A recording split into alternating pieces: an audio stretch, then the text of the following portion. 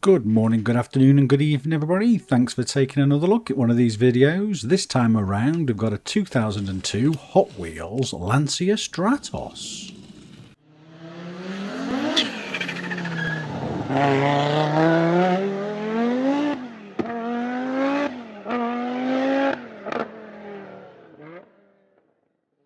So as always, I'll quickly address the 2002 Hot Wheels bit. What I say at the start, that's actually the casting date from Hot Wheels. The Lancia Stratos itself was actually manufactured 73 to 78, and the particular car I'm going to do, as always, a rally car, 74 to 76 era. I'll come on to that later on, as you'll see when we get to it. But for now, this car, it's quite basic looking as they always are. Red, bit of white paint on there, gold rims, plastic base, good details in them. Even better, trying to look through the screen, and we'll have a good look in a minute when we take it apart, the details on the interior. But overall, it's quite small compared to a lot of the other 164, well I say 164th, they're called 164th cars. When you offer it up against other cars of this Hot Wheels genre, they are quite small, these little Stratoses. So I'm quite surprised at all the detail that you've got on there. But whilst I'm cracking it open and removing the paint, I've done these videos many times before. There'll be a link in the description below and you can see me in more in depth removing the bodies and removing the paint, so I won't bore you too much with that and just crack straight on with this one. And now I've done that in super fast speed, we can have a good look inside and see what we're dealing with. As I say, it's quite small, but surprisingly the detail on the inside is very, very good. You've got moulded harnesses in there, you've got gear stick, handbrake, nice little bit of the dashboard, and the actual body themselves, again, once you've removed all the paint, there's a lot of nice little detail in there. The paint isn't, taking away all the little shut lines and what have you. It's really good. Always quite space age looking, I think these cars are. So I'm just going to use a bit of wire wool this time and just give it a nice bit of a sheen all over. Whilst it does look good condition, and it isn't obviously pitted or damaged in any way, this particular one, but it does look a little bit matty in places. So I'm just going to spend 2 minutes or so giving it a nice little wipe over. And as you can see, it comes up rather nice. So you can get packs of this wire wool from most hardware stores, and it's literally a couple of pounds just for a big bag, 200-gram bag of the stuff. So it's only just recently I've got used to touching it. All these years it used to go through me like cotton wool. Whenever I used to touch it, it used to make me go ooh, all funny, but I've only just got used to doing it. So I've been doing it on quite a few cars just lately, so it is a lot easier than getting some of the thicker wire wheels out and getting a bit too close to town on it. So I'll stop waffling on that and get on to the details. The one I like the most about these cars is the pop-up headlights on them. I don't think there's enough pop-up headlights on some of these castings, to be perfectly honest, so I'm going to show you how I go about doing it this time. And all I've done is got a piece of masking tape, use the pencil to go round it and get the lines that I need, put it on some very, very, very thin styrene sheet, and it's probably, I don't know what the exact thickness is, but if you were doing it in paper measurements or the weight of paper, it's probably like 100 GSM, something like that. And I've just simply transferred it over, and I started to use the knife, but it really is that thin. It's probably just as quick if I use a fine pair of modelling scissors or nail scissors, something really nice and precise. And all I've done is by tracing it out and transferring that shape, I've got the top lid or the top part of the pop-up light, if you like. So it does it really accurately. So all I need to do now is get some thicker square bar and just do a little triangle shape, and just to get that angle right by just going back and forth to get the pop-up internal part of the light, if you like. There's a little bit of trial and error just to try and get the angle right. I haven't gone to town with a protractor or anything, tried to measure the angle right. I've only gone off just by my eye what I think looks roughly the right angle. And then for the headlight itself, I've used some round bar. Just simply cut a slither down, and you will find often when you're cutting some of this round bar, you get a hole still in the middle of it. It's just probably how it's been moulded, I guess. So the one on the right looks like I've used a bit of a tube, but it's not. It's still part of the round bar, so I'll fill that in with some modelling putty in a minute. So I've just stuck it on with some blue tack just to show you roughly what they're going to look like, or, you know, I'm just mocking it up as I'm going along, if you like. But what I want to do also is add the spotlights. So as always, I use Pinterest just to have a quick look, and I actually prefer it with sort of the daylight pod on it, covering the lights, so I can get that big logo blazoned across the front. So I actually kind of prefer it with this little bikini pod thing type on the front. So I'm going to use my little chop it board and just do 4 of the spotlights, of the back of the spotlight pod, if you like, by just getting the right angle and slitting it down, rather than just plonk a big blob of styrene on the front. At least try and get the shape of the back of the lights itself.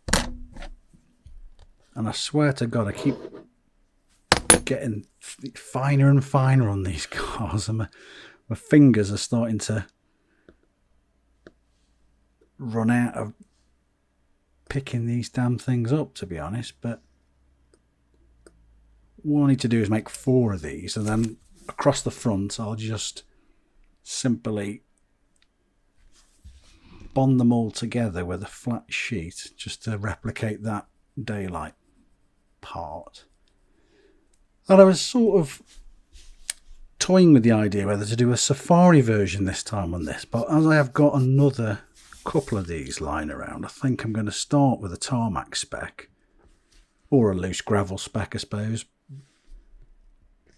and then come to do the safari with the ball bars and the extra tyre and what have you on another one, because whilst I am doing my favourite livery car this time, and I say favourite livery, my favourite all-time race livery, this Alitalia one, I absolutely love. I think they look good on anything. Okay, they were mainly on Italian cars, but I think out and out, the doesn't matter whether it's on the Ferraris, on the Lancias, the Fiat 131s, I think this Alitalia looks absolutely brilliant. So I'll probably do the safari version in a different one. But for now, this little pod, although it is a little bit fiddly, probably took the best part of 45 minutes to an hour to make this little thing. So a little bit of patience, and you'll have something like that on the front. Fairly straightforward, flat sheet and a bit of bar. So I'll quickly show you the wheels I'm going to use for this one, and I'll start by spraying them up with a bit of primer. And in fact, whilst I'm here, I might as well crack on and spray everything with a primer. Nobody wants to sit and watch a video for 20 minutes as somebody paints something, so I'll crack on and paint all of it. And I start with a bit of primer on all my cars. It's better for the interior because you can lay down the paint easier, but again, for the main car, it's always good for adhesion, for getting the right coat of paint on later on. So whilst the wheels are drying, well, whilst they're all drying, I'll crack on with the interior first, I think. And I'm going to cut the side window out so you can at least peer into it a bit, because I think the detail on this is, considering I've said it's very, very small, it's hard to look on the inside of it. It would be a bit of a shame just to paint it away and not be able to see in it, so I'll cut that away. So I'm just going to select a few Tamiya acrylics, and there's not much when I've done a bit of a Pinterest search on this. It's fairly straightforward, a few blacks, a few silvers. I am going to paint the seats red on this, only because it'll just make it pop a little bit more and you can look inside. But I always start by giving the pots a good stir, but using the bottom of it, using a matchstick and getting to the bottom of the pot, only because all the oils sit on the top and it's always quite watery and it's very oily based. But at least if you get that nice thick blob of paint from the bottom, it'll always stick really good and you're not doing several coats. So as quick as this, probably 20 minutes, 15-20 minutes or so, just going around the car. And again, XF paints, the flat paints are good for materials. The X paints, or the Tamiya range, XF and X, the X being the more glossy paint, will replicate the plastics and the metals a bit better. So if you choose your paints well, you can get the textures pretty accurate on the inside. But going back to the wheels now, once I've put a bit of primer on it and now a spot of paint, I've used these great wheels again from PNW Diecast Customs, and I'll put his link in the description. You do have to get the tyres separate, and I always omit to put in that in the links. I always forget, so I will put them in for now. And I use another guy off eBay called 3 Inches. A range of tyres, some of them slick, some of them treads, different brand names on the side, but I always soak them in a bit of water, warm boiling water first, just to get them nice and supple so they stretch on there. I have learnt the hard way and tried to squeeze them on in the past and broke wheels, so learn by my mistakes. And once you've cut these little extra little bit of nipples, the little bits of flash off the edge of the wheels, you can simply use something to pick them out. Don't dip your fingers in there because you'll burn it, and you will stretch them on really easily.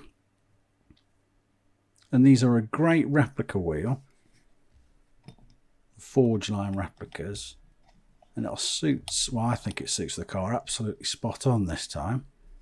I've always been a firm believer wheels make a car, and you can do some really good customs, but if you don't get the wheels quite right, it's still just a little toy car at the end of the day. I know the toy cars, but you know, it's not an exact replica. So I'll whip round this one and do a few details on the car, not going too heavily on the casting itself. I think that's pretty good, pretty okay for what I need it to be. So I'm going to stick some rear pipes on this, and I don't know if you've ever noticed on the Lancia Stratos, the racing ones at least, the pipes are a little bit staggered. I think the one on the, as you look at the back of the car, on the left protrudes a bit more. Reasons are, I don't know, maybe it's just a configuration of how they designed it, I guess, or the race spec one, I don't know. But if you look, they are slightly staggered. One sits out further than the other. But all I've done is simply drill into the plastic moulding of the chassis, stick in these little electrical ferrules. They're really good. You can get them in loads of different sizes off eBay and Amazon and whatnot. A little box will last you forever and a day, making these little exhaust and little headers and whatever for your cars. But I want to add a little bit more detail onto the rear of this exhaust. Is the little heat wrap to go around the pipes themselves, and all I've done is cut a little slither of masking tape, and you can use it. I've tried it with the plaster in the past, but the plasters are far too thick. Another guy on Instagram has suggested Jimmy's Hot Wheels, I think it is, has suggested some of the surgical tape, and the images he's done has come out really good. Actually, it's come out a lot better than this, I think. So it's got that little material look to it, but in the past I've simply used masking tape like this, put it round, and then once you put a bit of the flat XF Tamiya acrylics on there, some sandy coloured ones, some light brown ones to bring out the texture, it starts to make it look just like the material wrap. So that's how I do it, at least anyway. So onto the mud flaps, and you can use a little piece of vinyl or some electrical tape, and it's very simple to do. Just cut out the required amount you need, and I'll fold it back on itself just so it's not tacky on both sides, because it'll tend to keep flicking up and sticking on the back of the wheel. But once you've cut the bits that you want to shape, and just leave a little bit of the top exposed with the adhesive bits on, and it'll stick itself straight to it, or straight to the surface you're doing, namely the car, and you've got some little miniature mud flaps. There you go. So onto the livery then. There's only one livery this Lancia Stratos can be, and it's in the Alitalia one. You can get these in my store, which I'll put in the link in the description. I've designed some again, and a generic version, which will be available as well if you want to stick them on any other car other than the Lancia Stratos. Although I will get round to doing the 131 from Matchbox as well and replicating them. But this is the bits I enjoy doing very much as well, is making some new livery designs. So I won't bore you all the way with putting these down, but for now that is a very quick custom with a few little details along the way, which I hope could be useful for some of you. So let's just remind ourselves what it originally looked like. The basic 2002 casting version of the Lancia Stratos, and now my version in this fabulous Alitalia livery.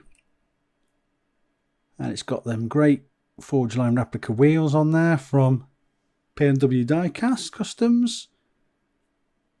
These pop-up headlights and the spot lamp pod on the front. And I've opened up that side window there just so you can peer in and see some of the interior, which I've done. And here we are showcasing these mud flaps and this exhaust with the little heat wrap on the back. And I put a number plate on there as well, another bit more of the back box just above the heat wrap. And as I mentioned earlier, I will get round to doing another safari version, and with that one I'll probably open up the rear as well on that one and put the engine in. So nice looking stance on this one as well, and just a bit more of a close-up. I've started brushing on the gloss lacquer now rather than spraying. I use the Humbrol gloss coat. You can really liberally put it on there quite thickly, and if you leave it 24 hours it'll start to soak in, so it gets rid of any brush marks you put in, and it makes it really shiny and glossy, just like a factory Hot Wheels casting, if you like. So this is my take on the fabulous Lancia Stratos.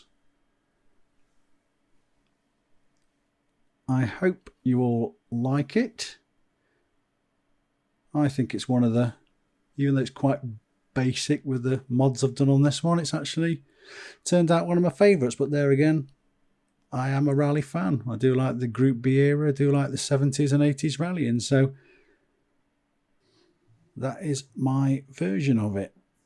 All I need to do now is add to it with the 131, which I'll eventually do and stick in my store. I may even do a video on it if that's what you like. Until next time.